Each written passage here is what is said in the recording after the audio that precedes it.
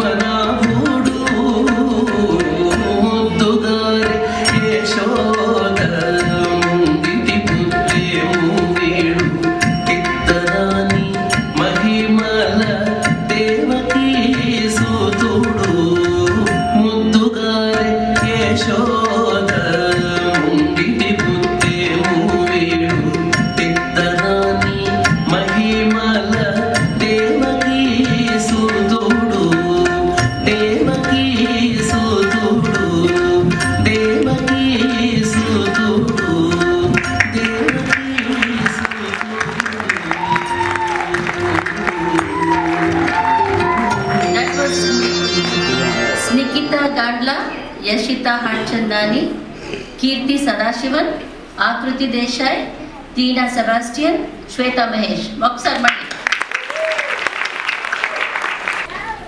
Keerthi Sadasivan,